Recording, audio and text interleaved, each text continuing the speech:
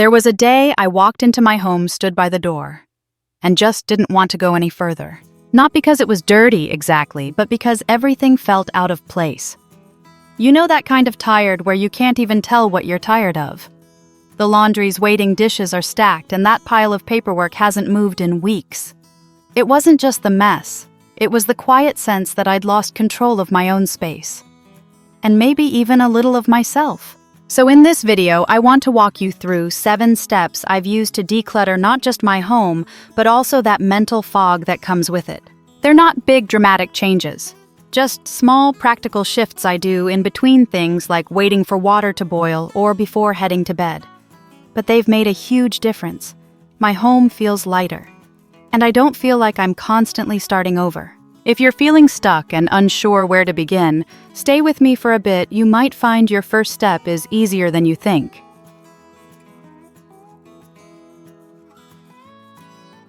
Let's start with one of the most common mistakes we make when decluttering, and a simple shift that changes everything. Have you ever tried to tidy one spot, but somehow found yourself bouncing from your desk to the bookshelf to that random drawer with chargers to the kitchen counter, and in the end, nothing really got done except your brain feeling fried? Here's what changed everything for me.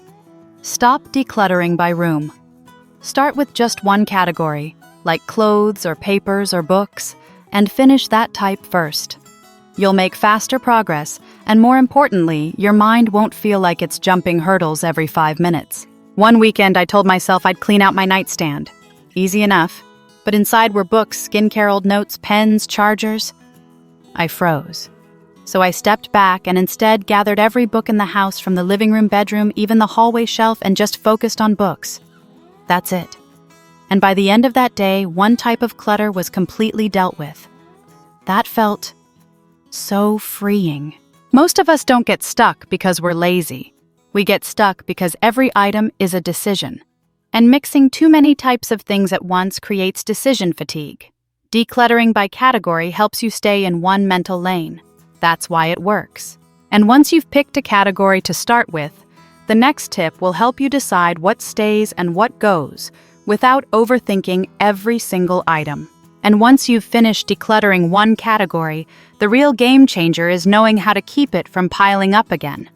That's where having a calm, realistic daily cleaning rhythm makes all the difference.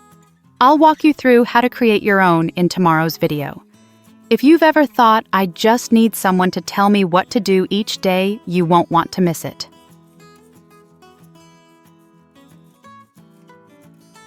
Next, let's move into a small but powerful trick that keeps you from getting stuck in the middle of a declutter session.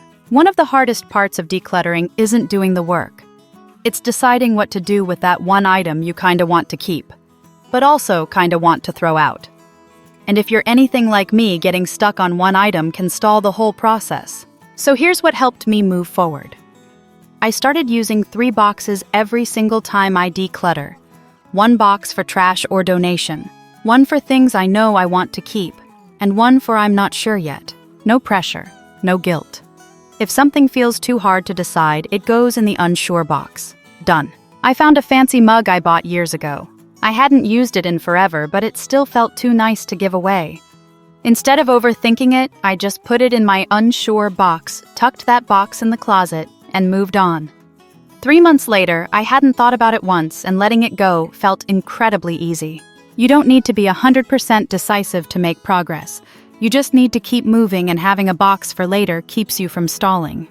That little buffer zone is often the difference between finishing a declutter session and giving up halfway through. Now, if you're wondering how to decide what belongs in which box, the next tip will give you 2 simple questions that make it way easier.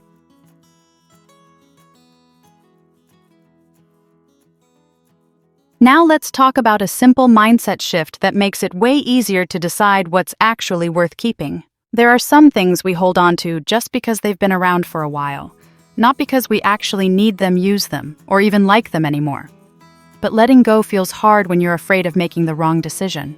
When I'm unsure about keeping something, I ask myself 2 questions. If I didn't already own this, would I spend money to buy it again? If this disappeared in a fire, would I be upset enough to replace it? If the answer to both is no, I let it go. It's not worth taking up space or energy if it doesn't feel valuable anymore. I had a pair of shoes that looked great in theory but hurt every time I wore them. I kept thinking, well, they were expensive. But when I asked myself, would I buy these again today, the answer was a hard no. That was enough for me to finally put them in the donation box. These questions remove the emotional fog and get straight to the point. They shift your thinking from, I should keep this, to, does this actually serve me now? Once you've sorted what to keep, it's tempting to start organizing right away, but hold on. The next tip explains why you shouldn't jump to storage solutions too soon.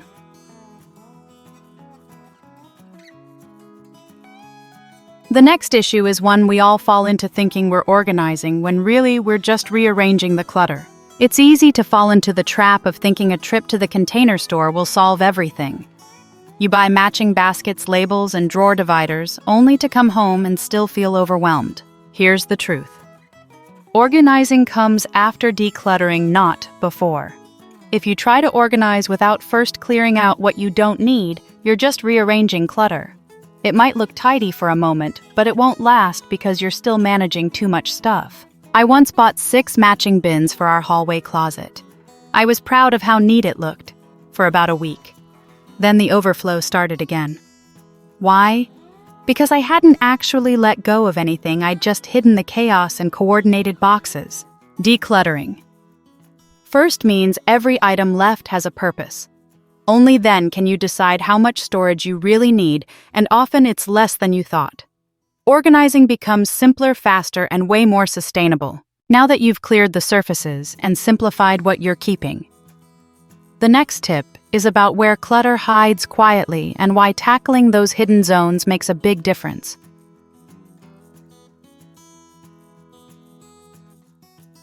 Now let's talk about the hidden areas, the ones we often ignore but quietly drain our energy. Sometimes the house looks fine. Counters are clear, floors are swept, but there's still this low-level tension you can't shake. That's often because what's out of sight is still stealing your peace. Once your surfaces are under control, take a few minutes to open what you usually ignore. That bathroom drawer you toss everything into. The corner cabinet you haven't opened in months. The catch-all basket that became permanent. You don't have to tackle everything in one go. Just pick one hidden spot and clear out what's expired, broken, duplicated, or forgotten. One afternoon, I set a timer for 15 minutes and opened the junk drawer in our kitchen. Inside, 6 pairs of scissors, 5 phone chargers, 3 broken expired coupons, and a birthday card from 3 years ago. When I cleared it out, the whole kitchen felt calmer, even though no one else could see the difference. Clutter isn't just what's visible. It's anything that creates friction, that moment of searching, second-guessing, or silently stressing. Tidying hidden spaces removes those little mental drains. And honestly, it feels really good to know exactly what's where. And now that you've started reclaiming your hidden spaces, the next tip is about keeping things out before they ever turn into clutter.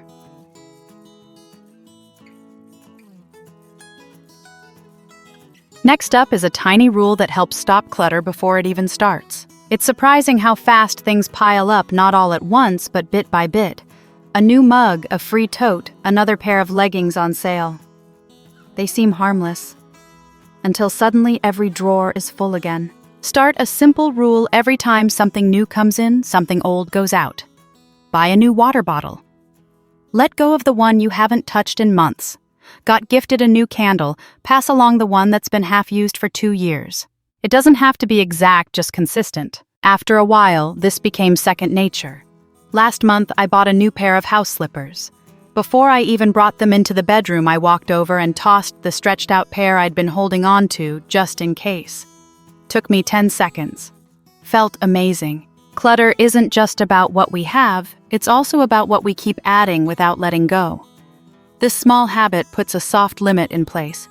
It protects your space gently without needing a big clean-out every few months. And if keeping things out is the first half of the puzzle, the next tip is how to gently maintain what's already here with almost no extra effort.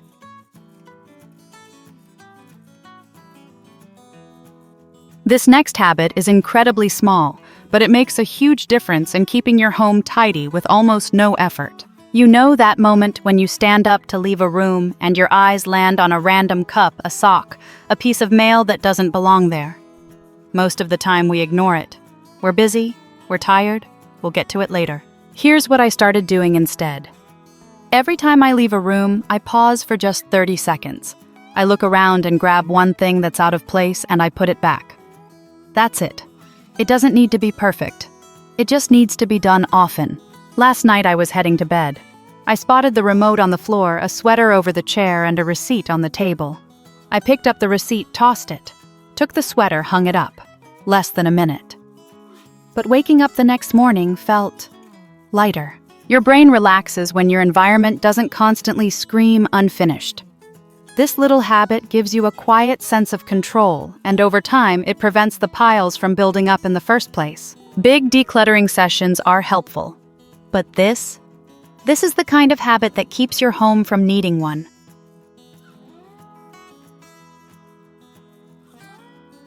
There was a time when I thought the only way to feel calm was to clean the whole house. But I've learned sometimes all it takes is setting a limit. One reason clutter builds up is because our things don't have limits. They just keep multiplying as long as there's space or even if there isn't. So instead of thinking, where can I store this, ask, how much of this do I want to own? Here's what helped me shift. I stopped organizing based on space and started organizing based on boundaries. One basket for snacks, one drawer for tech gadgets, one shelf for beauty products. Once that space is full, that's it. Nothing new comes in unless something goes out. I used to have 3 bins for extra linens and I still felt like I never had room.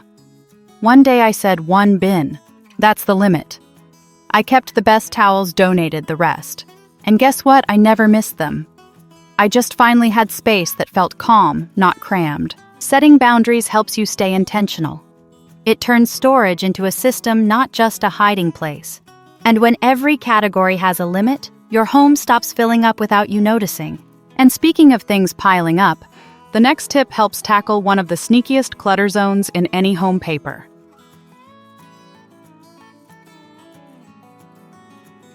Now let's talk about something sneaky: paper clutter, and a super simple way to stop it from piling up in the first place. Paper clutter is one of those things that sneaks in quietly. A few receipts here, some school forms there, coupons, flyers, unopened mail. Suddenly there's a mountain of paper on your kitchen counter and you don't even know what's in it. Here's what I changed. I stopped letting paper land in random places. Now when I bring anything in, I deal with it immediately. Trash file or action. I put a shredder and a recycling bin right near the entry. I keep one small tray for to-do items, things that actually need my attention. Everything else gets tossed or scanned the same day.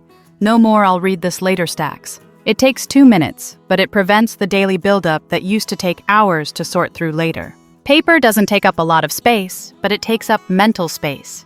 It whispers you should be doing something about this. Clearing it at the door keeps your home and your brain lighter. Now let's wrap up with one final tip. A mindset shift that might be the most powerful one of all.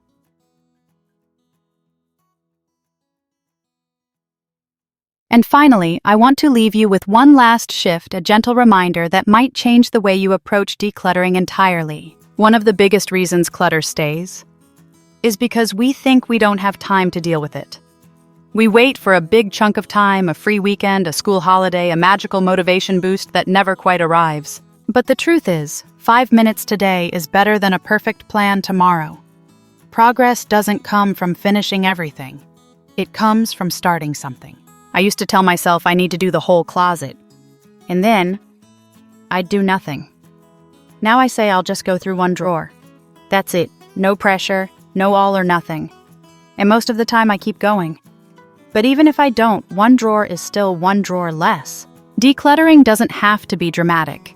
It just needs to be consistent. Every time you begin, you take back a little more space, a little more clarity, a little more peace.